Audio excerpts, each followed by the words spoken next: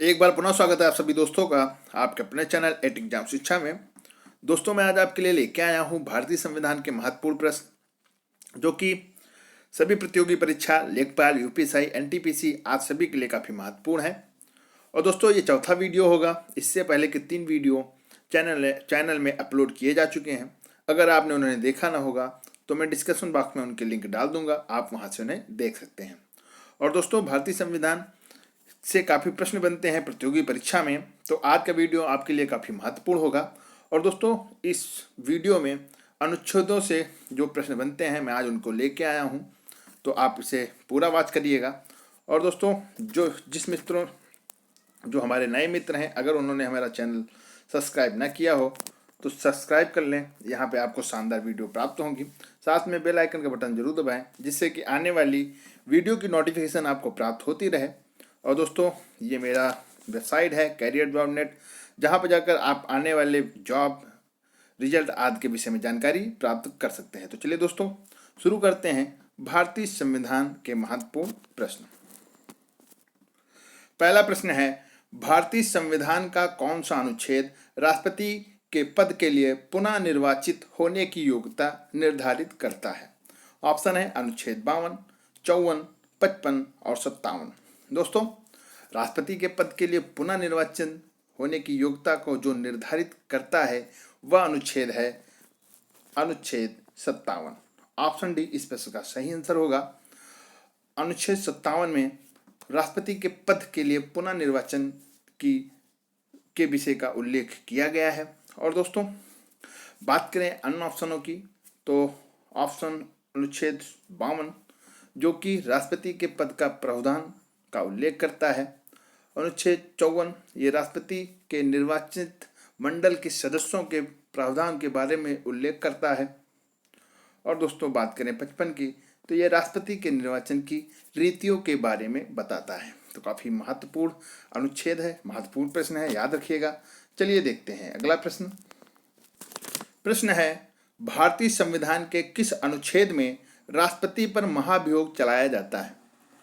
आपके ऑप्शन है। Option A अनुच्छेद 61, अनुच्छेद 75, अनुच्छेद 76, अनुच्छेद 85। तो दोस्तों, महाभियोग की प्रक्रिया से संबंधित जो अनुच्छेद है वो है अनुच्छेद 61। अनुच्छेद 61 में राष्ट्रपति पर महाभियोग चलाने की प्रक्रिया के बारे में उल्लेख मिलता है। अगर बात करें अन्य ऑप्शनों की, तो अनुच्छेद 75 ये मंत्रियों के बारे में उपबंध इसमें मिलता है। बात करें अनुच्छेद 76 की, तो भारत के महान न्यायवादी के विषय में जानकारी प्रदान करता है। बात करें अनुच्छेद 85 की, तो संसद के सत्र, सत्रावसान और विघटन के बारे में ये अनुच्छेद बताता है। तो काफ़ी महत्वपूर्ण अनुच्छेद है, महत्वपूर्ण प्रश्न है। चलिए देखते हैं अगला प्रश्न। प्रश्न है, भारतीय संविधान के किस अनुच्छेद में उपराष्ट्रपति पद का प्रावधान है?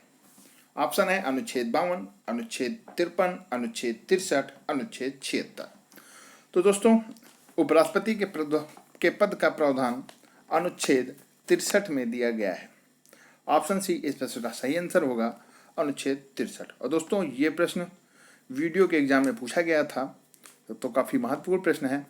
और दोस्तों, अगर बात करें अन्य ऑप्शनों की, तो अन्य ऑप्शन जो कि 52 राष्ट्रपति के पद के प्रावधान के बारे में उल्लेख करता है। 53 संघ की कार्यपालिका के सत्य के बारे में उल्लेख करता है।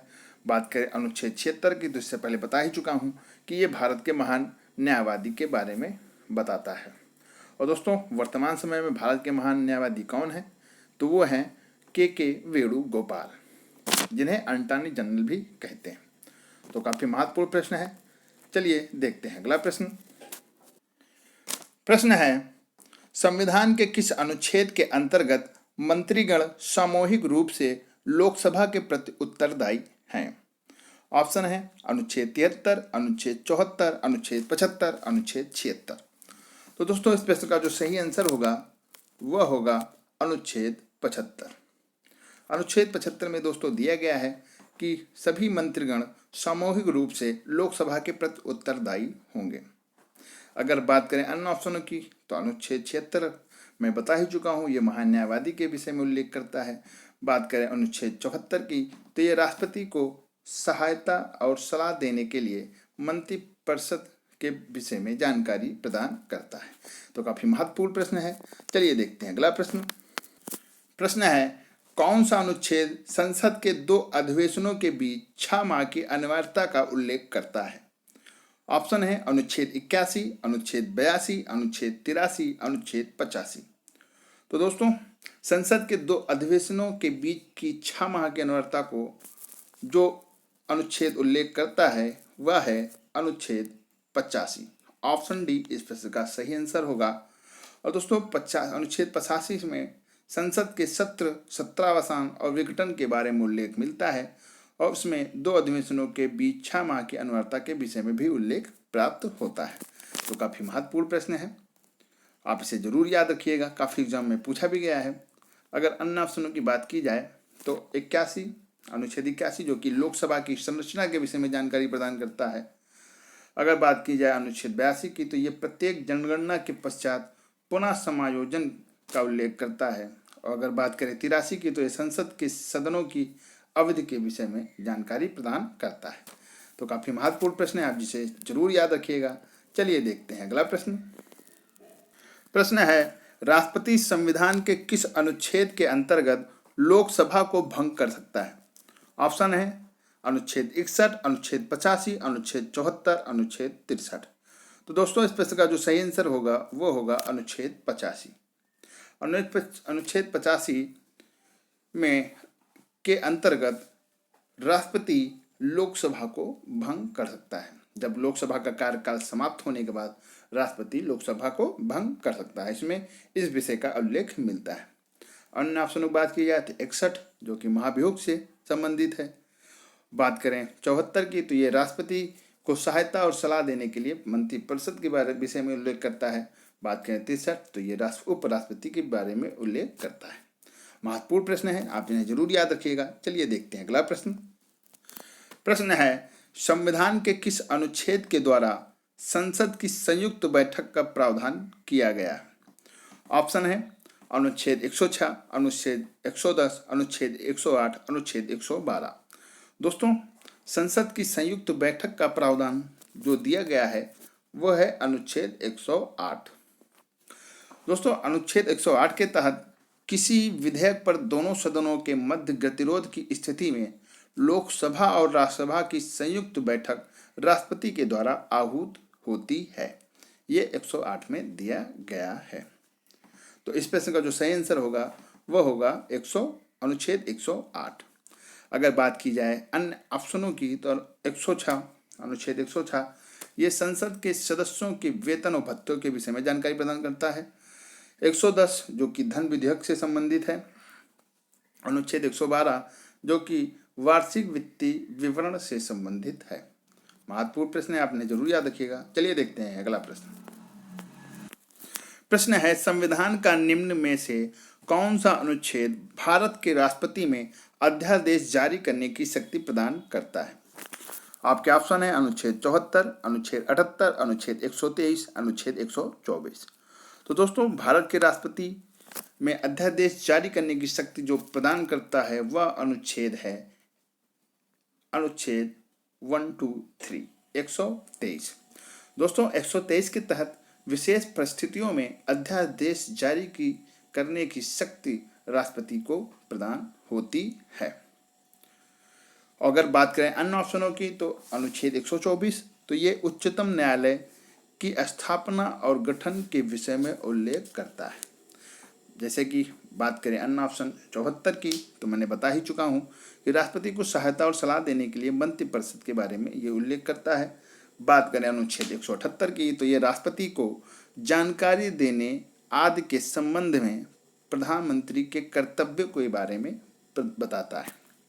तो काफी महत्वपूर्ण प्रश्न है। चलिए देखते हैं अगला प्रश्न। प्रश्न है, राष्ट्रपति सर्वोच्च न्यायालय से संविधान के किस अनुच्छेद के अंतर्गत परामर्श ले सकता है? ऑप्शन है अनुच्छेद 143, अनुच्छेद 123, अनुच्छेद 312, अनुच्छेद 352। दोस्तों, राष्ट्रपति सर्वोच्च न्यायालय के राष्ट्रपति सर्वोच्च न्यायालय से जो परामर्श ले सकता है तो वो अनुच्छेद 143 में इस विषय का उल्लेख मिलता है। 143 के तहत राष्ट्रपति को सर्वोच्च न्यायालय से किसी भी विषय पर परामर्श प्राप्त करने की शक्ति होती है, परंतु उस परामर्श को स्वीकार करने की बाध्यता नहीं होती है। ये भी याद रखिएगा। काफ़ी महत्वपूर्ण पॉइंट है, काफ़ी महत्वपूर्ण प्रश्न भी है। अगर बात करें अन्य ऑप्शनों की 123, तो 123 में मैंने बता ही चुका हूँ कि 123 के तहत विशेष परिस्थितियों में अध्यादेश जारी करने की शक्ति राष्ट्रपति को प्राप्त होती है। अगर अन्य ऑप्शन देखा जाए 312, तो 312 में जो कि अखिल भारतीय सेवाओं से संबंधित है। अगर बात करें अनुच्छेद 352, तो ये आपातकाल की उद्घोषणा से संबंधित है। काफ़ी महत्वपूर्ण प्रश्न है, महत्वपूर्ण पॉइंट है, आप इन्हें जरूर याद रखिएगा। चलिए देखते हैं अगला प्रश्न। प्रश्न है, भारतीय संविधान का कौन सा अनुच्छेद संसद को अंतर्राष्ट्रीय समझौतों को लागू करने के लिए विधि निर्माण की शक्ति प्रदान करता है? ऑप्शन है अनुच्छेद 249, अनुच्छेद 253, अनुच्छेद 252, अनुच्छेद 250। तो दोस्तों इस प्रश्न का जो सही आंसर होगा वो होगा ऑप्शन बी, अनुच्छेद 253। दोस्तों अनुच्छेद 253 में संसद को अंतर्राष्ट्रीय समझौतों को लागू करने की विधि निर्माण की शक्ति प्रदान करता है। तो काफी महत्वपूर्ण प्रश्न है, आप इन्हें जरूर याद रखिएगा। चलिए देखते हैं अगला प्रश्न। प्रश्न है, भारतीय संविधान के किस अनुच्छेद के अंतर्गत केंद्र सरकार राज्य सरकारों को दिशा निर्देश दे सकती है? ऑप्शन है अनुच्छेद 370, अनुच्छेद 356, अनुच्छेद 256, अनुच्छेद 263। तो दोस्तों अगर इस प्रश्न का आंसर देखा जाए तो इसमें आंसर होगा अनुच्छेद 256। दोस्तों 256 अनुच्छेद के तहत केंद्र सरकार राज्य सरकार को दिशा निर्देश देती है। तो इस प्रश्न का जो सही आंसर होगा वो होगा ऑप्शन सी। चलिए देखते हैं अगला प्रश्न। प्रश्न है, भारतीय संविधान के किस अनुच्छेद के अंतर्गत वित्त आयोग के गठन का प्रावधान है? ऑप्शन है अनुच्छेद 249, अनुच्छेद 280, अनुच्छेद 368, अनुच्छेद 370। तो दोस्तों भारतीय संविधान में वित्त आयोग के गठन का प्रावधान अनुच्छेद 280 में दिया गया है। ऑप्शन बी इस प्रश्न का सही आंसर होगा। और दोस्तों मैं आज आपसे एक प्रश्न करता हूं जिसका उत्तर मैं कमेंट बॉक्स में चाहूँगा कि वर्तमान समय में कौन सी वित्त आयोग चल रहा है और इसके अध्यक्ष कौन हैं।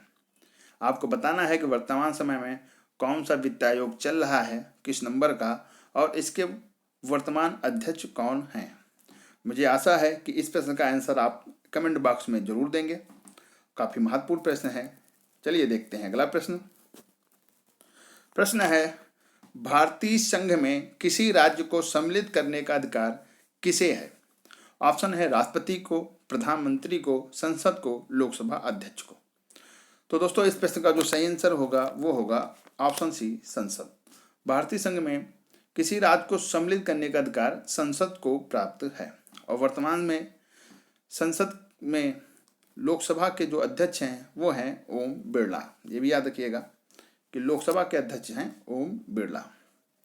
चलिए महत्वपूर्ण प्रश्न है, चलिए देखते हैं अगला प्रश्न। प्रश्न है, 500 से अधिक रजवाड़ों के भारत में विलय के लिए कौन उत्तरदायी था? ऑप्शन है के.एम. मुंशी, भीमराव अंबेडकर, सरदार वल्लभ भाई पटेल, सरदार बलदेव सिंह। तो दोस्तों 500 अधिक रजवाड़े जो देसी रियासत से संबंधित थे उनको भारत में विलय के लिए जो उत्तरदायी थे वे थे सरदार वल्लभ भाई पटेल जी। ऑप्शन सी इस प्रश्न का सही आंसर होगा, सरदार वल्लभ भाई पटेल। चलिए देखते हैं अगला प्रश्न। प्रश्न है, मूल संविधान में राज्यों को कितने वर्गों में रखा गया है? ऑप्शन है 1, 2, 3, 4। तो दोस्तों मूल संविधान में राज्यों को 4 वर्गों में रखा गया है। ऑप्शन डी इस प्रश्न का सही आंसर होगा। काफी महत्वपूर्ण प्रश्न है, कई एग्जामों में प्रश्न देखा गया है, तो आप इसे जरूर याद रखिएगा। चलिए देखते हैं अगला प्रश्न। प्रश्न है, भाषा के आधार पर राज्यों का पुनर्गठन किस वर्ष किया गया? ऑप्शन है 1956, 1952, 1950, 1951। तो दोस्तों भाषा के आधार पर राज्यों का पुनर्गठन 1956 में किया गया। ऑप्शन ए इसका सही आंसर होगा 1956।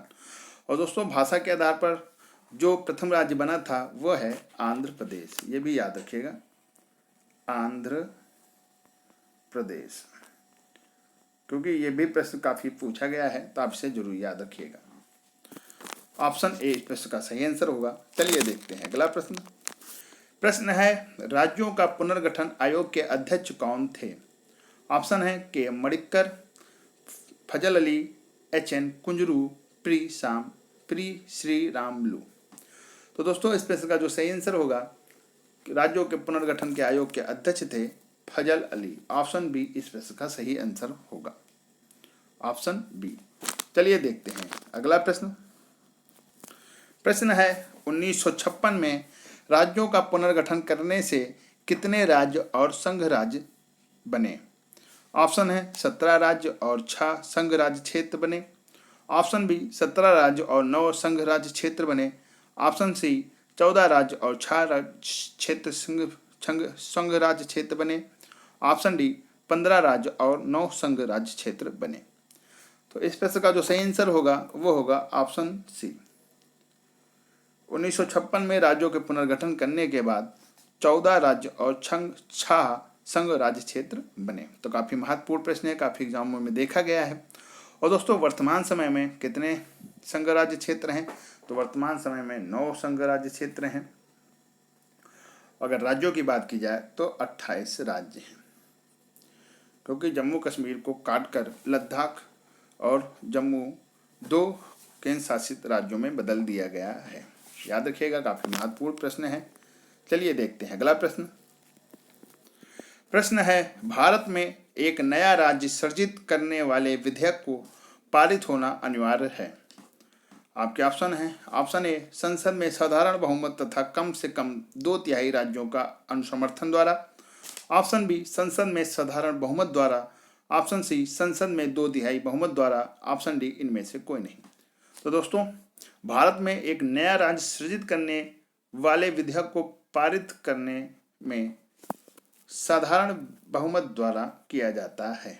ऑप्शन बी इस प्रश्न का सही आंसर होगा कि नए राज्य सृजित करने में संसद में साधारण बहुमत द्वारा किया जाता है।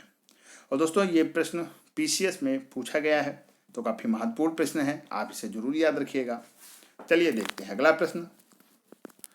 प्रश्न है सिक्किम राज्य को किस वर्ष भारतीय संघ में संयुक्त राज्य के रूप में शामिल किया गया?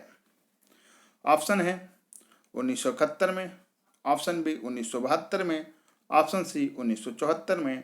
ऑप्शन डी 1975 में। तो दोस्तों सिक्किम को भारत में 1975 में शामिल किया गया।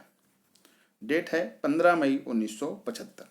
और दोस्तों ये 36वें संशोधन द्वारा सिक्किम को भारत में जोड़ा गया। अगर देखा जाए अन्य ऑप्शन को, तो अन्य ऑप्शन में 1971 में हिमाचल प्रदेश को जोड़ा गया था। तो काफ़ी महत्वपूर्ण प्रश्न है। और दोस्तों यहीं पर हमारी वीडियो समाप्त होती है। अगर आपको वीडियो अच्छी लगे तो आप अपने विचार जरूर भेजें, वीडियो को लाइक करें और चैनल को सब्सक्राइब करें। तो चलिए दोस्तों मिलते हैं अपने अगले वीडियो में, तब तक के लिए जय हिंद जय भारत।